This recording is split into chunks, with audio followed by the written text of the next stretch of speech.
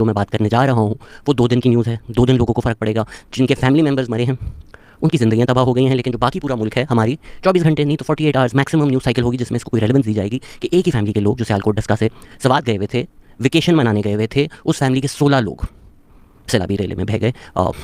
3 लोग रिकवर कर लिए गए हैं, बाकी लोगों का इंतकाल हो चुका है। अब तक जो खबरें आ रही हैं कि 18 पीपल रिपोर्टेडली हैव डाइड। एक वक्त 70-80 लोग फंसे हुए थे, 10-12-13 लोग अब तक मिसिंग हैं। हम दुआ ही कर सकते हैं उन लोगों के लिए। तो सवात जो एक दुनिया भर में हम बेचा जाता है टूरिस्ट डेस्टिनेशन, आप लोग दुनिया भर से इधर आएँ, व्लॉग्स बनाए जाते हैं, वाइट व्लॉगर्स को बुलाया जाता है, पैसे दिए जाते हैं कि इसको प्रमोट करो। वहाँ इतनी बेसिक फैसिलिटीज़ नहीं अवेलेबल। आप दुनिया भर में जो भी टूरिस्ट हॉटस्पॉट्स हैं वो देखें, गूगल कर लें, वहाँ पे क्या रेस्क्यू फैसिलिटीज़ अवेलेबल हैं, वहाँ पे क्या हेल्थ फैसिलिटीज़ अवेलेबल है। खुदा ना खास्ता कोई ट्रेजेडी होती है, कोई इंसिडेंट होता है, कोई एक्सीडेंट होता है, क्या रेस्क्यू ऑपरेशन होगा। चले हम कहें फर्स्ट वर्ल्ड है वो, फर्स्ट वर्ल्ड में तो कोई केव में भी फंस जाए मिडिल ऑफ नोवेयर, वहाँ पर भी कोई रेस्क्यू ऑपरेशन आ जाता है, खोद वोद के निकालने की कोशिश करते हैं, एज लॉन्ग इनको पता चल जाए आदमी कहाँ है। टूरिस्ट हॉटस्पॉट पाकिस्तान का, जहाँ मुल्क भर से शायद लाखों लोग हर साल समर में जाते हैं, वहाँ पर घंटे से डेढ़ घंटे एक फैमिली को मदद के लिए रोते हुए चिल्लाते हुए लोगों ने देखा, किसी ने मदद नहीं की और इवेंचुअली उनका इंतकाल हो गया।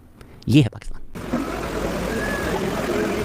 और अगर आप अभी टीवी चलाएंगे तो आपको PMLN, PPP, PTI वही नॉनसेंस नजर आएगी। और अगर तो हम ये सवाल उठाएं, अगर तो हम ये तनकीद करें कि भाई एक पार्टी जो है वो 12 साल से हुकूमत में, उन्होंने क्या किया है, तो दुनिया भर की गालियां हमें पड़नी शुरू हो जाएंगी। क्योंकि ये इंपॉर्टेंट नहीं है कि क्या इंसिडेंट हुआ, इंपॉर्टेंट ये है कि उस पर नैरेटिव क्या बनेगा, सोशल मीडिया पर क्या नैरेटिव बनेगा, मीडिया पर क्या नैरेटिव बनेगा। इट्स आपको लगता है आप किसी ऑल्टरनेट टाइमलाइन में रह रहे हो कि एक ट्रेजेडी होती है, उस पर आपका जो रिस्पॉन्स होता है, फिर आप टीवी खोलते हो, फिर आप सोशल मीडिया खोलते हो, तो आपको लगता है या तो मैं पागल हूँ या तो दुनिया पागल है। It is come to a point where social media is genuinely not real. ये ट्रोल्स बॉट्स के थ्रू नैरेटिव कंट्रोल किया जाता है, और यही चीज़ इंपॉर्टेंट होती है कि नैरेटिव क्या होगा। ये चीज़ इंपॉर्टेंट नहीं होती कि कौन मरा, उनकी फैमिलीज़ का क्या है, इंसिडेंट इटसेल्फ क्या है, उस पर जो स्पिन दी जाएगी वो सबसे ज़रूरी है। जो भी आपकी सियासी वाबस्तगी होगी वो सियासी बातें करने पर आप उसी तरह रिएक्ट करेंगे without actually worrying about what actually happened. तो पहले इंतजामिया का जिक्र कर लेते हैं, जिसपे hopefully all of us can agree कि हम लेट देम ईट के एक बहुत कैजुअली इस्तेमाल कर रहे होते हैं, लेकिन जो हमारी ब्यूरोक्रेसी है, जो हमारी इंतजामिया है, उसका जो एटीट्यूड होता है इन चीज़ों के बारे में, वो जिस तरह से डील करती है, वो जो कॉलोनियल रवैया है कि पागल के बच्चे हैं, इनको तो बस कंट्रोल करना है, हमारा काम ही इनको कंट्रोल करना है। जियो पर इंटरव्यू हुआ असिस्टेंट कमिश्नर जो है सवात की, डॉक्टर निदा, उनके साथ, तो उन्होंने कहा कि हमें सुबह सुबह इत्तलात मिल गई थी, शुरू से हम अलर्ट थे, सुबह से ही हम अलर्ट थे। तो सिर्फ आप लोगों ने अलर्ट रहना है या हमें भी कुछ बताना है या कोई बात करनी है। 25 जून को PDMA का एक अलर्ट जारी हुआ कि सिग्निफिकेंट वेट स्पेल होगा, ग्लेशियल आउटबर्स्ट होंगे, जिसकी वजह से फ्लैश फ्लड्स होंगे। हमारे पास टेलीविजन है, हमारे पास रेडियो है, हम जाकर सड़कों में मस्जिदों के थ्रू ऐलान करवा सकते हैं। ऐसा कुछ हुआ, लोगों को बताया गया कि भाई 3 दिन पहले की वार्निंग आई हुई है, इस पीरियड में ये होगा। ये वार्निंग्स भी इसलिए आती हैं, और जो सिक्योरिटी इंतजामिया है, पुलिस इंटेलिजेंस, वो भी इसीलिए वार्निंग देते हैं कि भाई स्कूल पे टेररिस्ट अटैक इस टाइम में थ्रेट है कि कल को हो जाए तो उनकी जिम्मेदारी पूरी हो गई। हमने तो टेररिस्ट अलर्ट दे दिया था, हमने तो अलर्ट दे दिया था, अब आवाम की गलती, आवाम जाके ये सर्कुलर कहाँ से निकाले। हुकूमत का काम है ना कि भाई एक दफ़ा जब पता चला है चीज़ें हो सकती हैं, हाई चांस है, सिग्निफिकेंट चांस है, रोको। देखें, होने को कराची में भी कुछ भी हो सकता है, लेकिन अभी करंटली हाई टाइड हुई भी है, कोशिश ज़रूर की जा रही है कि लोग समुद्र में ना जाएं, जाकर फिर भी इंसिडेंट हो सकता है, लेकिन थ्रू आउट वार्निंग भी दी जा रही है, अखबारों में भी आ रहा है, टीवी पे भी आ रहा है, सड़कों पे भी पुलिस खड़ी हुई है, क्योंकि वो कराची है, यहाँ पर फोकस है, यहाँ पे तो बारिश भी तेज़ हो जाए तो वो नेशनल न्यूज़ होती है, लेकिन क्योंकि वो सवात है, क्योंकि वो पेरिफेरी है, वहाँ पर ना रिसोर्सेज लगाई जाती हैं, ना नेशनल मीडिया उस पर अटेंशन देता है। एक अगर वार्निंग आई भी है तो वो जो मकामी लोग हैं वहाँ पर, उनको बताया गया, उनको जाकर किसी ने बताया, कोई पुलिस वहाँ पर खड़ी थी, कोई इंतजामिया का वहाँ पर खड़ा हुआ था जो रोक रहा था, नहीं। और फिर जब इंतजामिया से सवाल पूछा जाए उनकी नाअहली के ऊपर, तो उनका ये रिस्पॉन्स होता है। इलीगल स्विमिंग पे भी दफा 144 का इनकाद हुआ है, और लोगों को अवेयरनेस भी दे रहे हैं कि यहाँ पे जब हाई फ्लड लेवल आ जाता है, यानी पानी का बहाव तेज हो जाता है, तो दरिया में उतरने से गुरेज करें। डॉक्टर निदा ने बोला कि भाई लोगों में अवेयरनेस ही नहीं है। टूरिस्ट जो है वो गाड़ी उन्होंने खड़ी की, रिवर के अंदर स्विमिंग, इलीगल स्विमिंग करना शुरू हो जाते हैं, लोगों के अंदर अवेयरनेस नहीं है। ये वही एटीट्यूड है बाबू क्लास का कि भाई लोग तो जाहिल हैं। ये फैमिली जो है ये रोड के साइड पे गाड़ी खड़ी करके डुबकी मारने सवात रिवर में नहीं गई थी।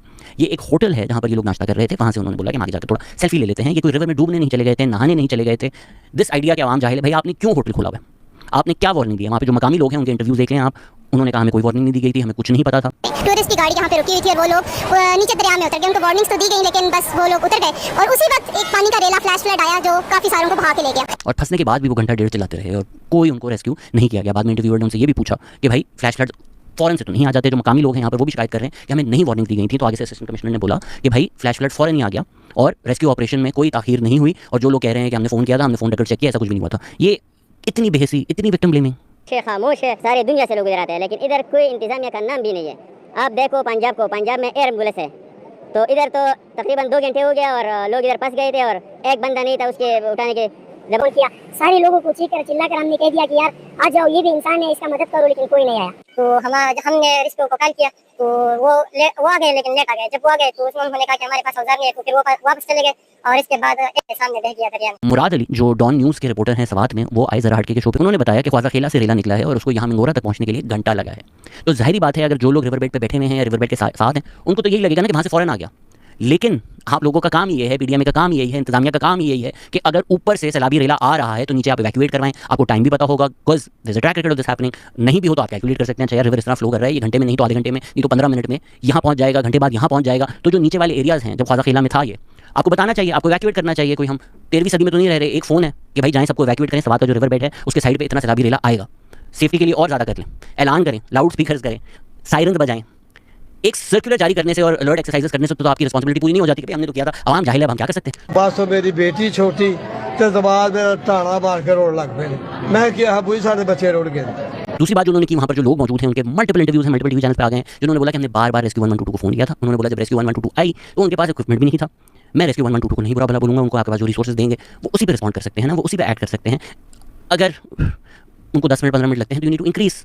आपको इतने रेस्क्यू 112 बनाने पड़ेंगे टूरिस्ट हॉटस्पॉट पे कि भाई ये टाइम लिमिट कम हो। ये उनके कंट्रोल में तो नहीं है, ना ट्रैफिक उनके कंट्रोल में, ना इक्विपमेंट उनके कंट्रोल में है। इसलिए जब इंसिडेंट्स होते हैं मेन जिम्मेदारी ऑफिशियली लीगली पीडीएमए की आती है, बट पीडीएमए को भी गालियां देने का कोई फायदा नहीं। जब बड़े रेस्क्यू ऑपरेशन होते हैं पीडीएमए कहती है हमारे पास है नहीं इक्विपमेंट। क्यों नहीं है इक्विपमेंट? क्योंकि जो मेजर इक्विपमेंट आपको चाहिए, हेलीकॉप्टर्स चाहिए या इस तरह की बोट्स चाहिए जो इस तरह के सैलाबी रेले में ऑपरेशनल हो सकें, या एयर एम्बुलेंसेस चाहिए, या मेजर जो इक्विपमेंट चाहिए आपको, वो तो डिफेंस इदारों के पास होता है। तो जब उनके पास वो इक्विपमेंट ही नहीं, इसीलिए जब डिफेंस के इदारे बोलते हैं कि भाई कोई फंस भी जाए तो आप हमें बुला लेते हैं, आप हम परेशान नहीं कर रहे, हम आपको टैक्स का जो पैसा देते हैं उससे ही इक्विपमेंट आता है, उससे आप हमारी मदद करेंगे, नहीं तो और क्या करेंगे? जब रिसोर्सेज सारी आपके पास हैं तो आप नहीं करना है ना। वो जब केबल कार वाला भी ऑपरेशन हुआ था, योर डिफेंस के जो इंस्टीट्यूशंस हैं they were involved because they have the equipment, they have the capacity to do it. Local rescue operations है ही नहीं। तब भी ये सवाल नहीं पूछा गया कि भाई 12 साल से हुकूमत में है, क्यों स्कूल के बच्चे जो हैं वो इस तरह स्कूल जाते हैं, इतनी बेसिक रिसोर्सेज उनको क्यों नहीं मिली? मुराद अली ने जरा हटके पे ये भी बताया कि रेस्क्यू 1122 ने बॉडीज रिकवर की, जो लोग बचाए भी गए वो लोगों ने बचाए। ये 4 साल की पुरानी वीडियो भी आप देख लें कि किस तरह लोगों को बचाया जाता है। People have been left to their own accord. लोगों ने वहाँ पर इंटरव्यूज में भी यही बोला कि इंतजामिया बेहोश है, गुम है, कहीं पर भी नहीं है, लोगों को बस छोड़ा हुआ है। जंगल का कानून है कि भाई मर गए तो मर गए, बच गए तो बच गए, मिलकर कुछ कर लिया तो कर लो। केबल कार ऑपरेशन में भी खुद से लोग कोशिश कर रहे थे बचाने की, वो जो सेटअप भी है वो भी शायद उन्होंने खुद ही लगाया था। ये 4 साल पुरानी वीडियो भी आप देख लें कि किस तरह जब फ्लड्स आते हैं इस एरिया में तो वो जो होटल्स हैं जिस पर हम एंड में आते हैं वो किस तरह सैलाब के पाथ में बने हुए हैं। भाई अगर कोई 100 साल से डॉर्मेंट वोल्केनो है वो फट जाए तो हम बोले ठीक है यार ये तो नेचुरल ट्रेजेडी है, कौन इसके बारे में सोच सकता था। एक फ्लैश फ्लड्स जो हर साल नहीं तो हर दूसरे साल आते ही आते हैं, सबको पता है, पीडीएमए की वार्निंग इशू हो चुकी है। उसके बाद गवर्नमेंट कुछ नहीं करती, इंतजामिया कुछ नहीं करती, और फिर जो चीफ मिनिस्टर हैं, जो मैन रिस्पॉन्सिबल है, उनसे पूछा जाए तो बोले मैं तो नहीं ना तंबू लेके वहाँ जा सकता।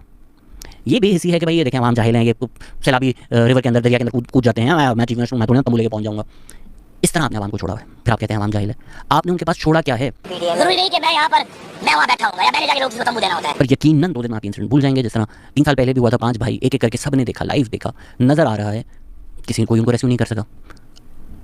हेलीकॉप्टर की अगर हम बात करें तो हेलीकॉप्टर 2022 में किस चीज़ के लिए इस्तेमाल हो रहे थे सबको पता है। खैबर पख्तूनख्वा का ऑफिशियल हेलीकॉप्टर पीटीआई की कैंपेन रैलीज के लिए इमरान खान को घुमाने के लिए इस्तेमाल हो रहा होता था। इस पर कोई तनकीद करे, कोई सवालिया निशान उठाए तो भाई हमें बताया जाता है कि खान साहब को कितनी परवाह थी आवाम की कि 50 रुपये पर किलोमीटर बनीगाला से प्राइम मिनिस्टर हाउस तक हेलीकॉप्टर जाता है। ये तो आपके पैसे बचाने के लिए आदमी ये कर रहा है। अच्छा जी, अलीमा खान को रेस्क्यू करना हो ग्लेशियर से तो हेलीकॉप्टर तैयार है हमारे पास, पिच तक सुखानी हो तो हेलीकॉप्टर तैयार है आपके पास। लोगों को रेस्क्यू अगर करना है, ये ना प्रायोरिटी है, ना इस बारे में कोई सोचता है, ना इन लोगों की जान की पाकिस्तान में कोई जेन्युइनली परवाह है। और फिर जब ऐसे इंसिडेंट्स होते हैं कंप्लीट हमें बेहसी नजर आती है। मरी में भी जब हुआ था हमने देखा कि कुछ कई 100 लोग स्ट्रैंडेड थे वहाँ पर, फिर बर्फ़ में फ्रीज टू डेथ 20-21 लोग हो गए थे।